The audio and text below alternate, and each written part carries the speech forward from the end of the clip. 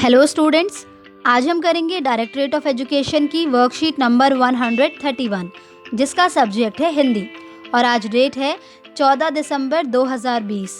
ये worksheet class 1 के बच्चों के लिए है।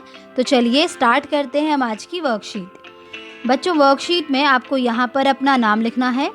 यहाँ पर आपकी क्लास पहले से ही लिखी हुई है तो आपको अपना सेक्शन लिखना है और यहाँ पर आपको लिखना है अपने टीचर का नेम।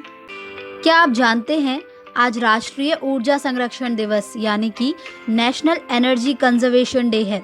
यह प्रतिवर्ष 14 दिसंबर को मनाया जाता है। इसे मनाने का मुख्य उद्देश्य लोगों के बीच ऊर्जा संसाधनों के महत्व के बारे में जागरूकता पैदा करना, ऊर्जा खपत को कम करना और ऊर्जा के गैर पारंपरिक स्रोतों के इस्तेमाल को बढ़ावा देना है।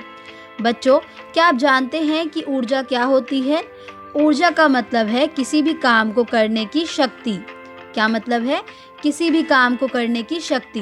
तो हमारे ऐसे दैनिक जीवन के बहुत सारे उपकरण हैं जिसे कि हम चलाते हैं या फिर यूज़ करते हैं, तो उन्हें चलाने के लिए हमें ऊर्जा की आवश्यकता होती है।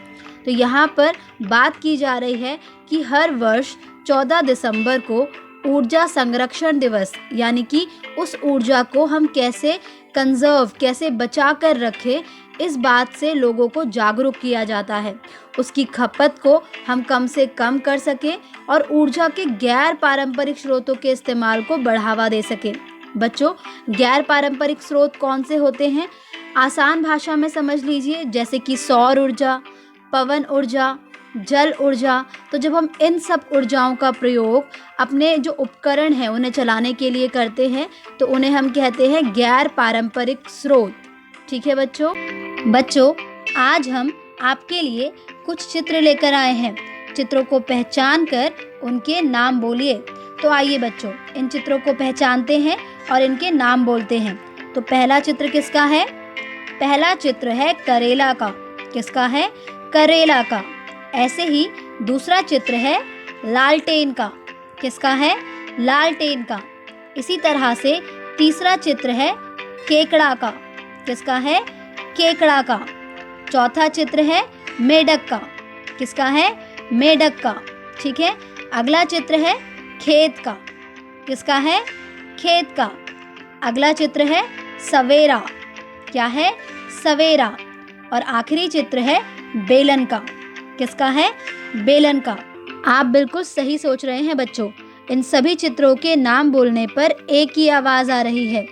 सभी शब्दों में एक ही मात्रा लगी है। जैसे करेला में र पर एक ही मात्रा लगी है। क र पर एक ही मात्रा रे ला करेला। ऐसे ही लालटेन में ट पर एक ही मात्रा लगी है। ल पर आ की मात्रा ला ल। ट पर एक ही मात्रा टे न लालटेन। इसी तरह से केकड़ा में क पर एक ही मात्रा लगी है। क पर एक ही मात्रा के क। ड़ पर आ की मात्रा ड़ा केकड़ा। ठीक है। इसी तरह से अगला है मेंढक। तो मेंढक में म पर एक ही मात्रा लगी है। आइए देखते हैं। म पर एक ही मात्रा में ढ क मेढक। ठीक है बच्चों, इसी तरह से खेत में ख पर एक ही मात्रा लगी है। ख पर एक ही मात्रा खे त खेत। और इसी तरह से सवेरा में व पर एक ही मात्रा लगी है। स व पर एक ही मात्रा वे रा सवेरा। और इसी तरह से बेलन में बे बोलने पर एक ही आवाज़ आ रही है। आइए देखते हैं। ब पर एक ही मात्रा बे ल न बेलन। बच्चों, यहाँ पर आपको एक और शब्द दिया हुआ है सपेरा। तो आप देख सकते हैं कि सपेरा में जो प है उस पर एक ही मात्रा लगी है। स प पर एक ही मात्रा पे रा सपेरा। प्रश्न 2, दी गई कविता में एक ही मात्रा के शब्दों को पढ़िए। हम पहली कक्षा के बच्चे हैं। तो यहाँ पर आप देख सकते हैं क पर एक ही मात्रा के और बच्चे में च पर एक ही मात्रा चे। ठीक है। इसी तरह से अधरे पक्के कच्चे हैं। तो अधरे में आप देख सकते हैं कि र पर एक ही मात्रा रे, पक्के में क पर एक ही मात्रा के और कच्चे में भी च पर एक ही मात्रा चे। रंग बिरंगे कागज काटे।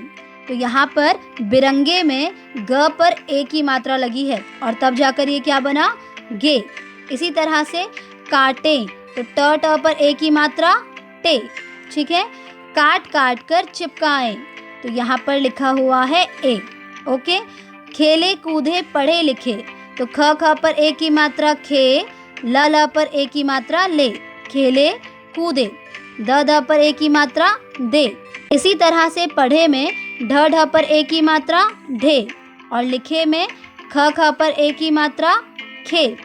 और ढेरों गाने गाएं, तो बच्चों ढेरों में ढ पर ए की मात्रा ढे, ओके। और गाने में न पर ए की मात्रा ने और यहाँ पर लिखा है गाएं, तो ये भी है हमारा ए। तो आइए इस कविता को एक बार हम दोबारा से पढ़ते हैं। हम पहली कक्षा के बच्चे हैं, अधरे पक्के कच्चे हैं, रंग बिरंगे कागज काटें, काट काट कर चिपकाएं, खेले कूदे पढ़े लिखे और ढेरों गाने गाएं। प्रश्न तीसरा देखिए, उचित वर्ण में ए की मात्रा लगाकर चित्रों के नाम को पूरा कीजिए। तो पहला चित्र किसका है?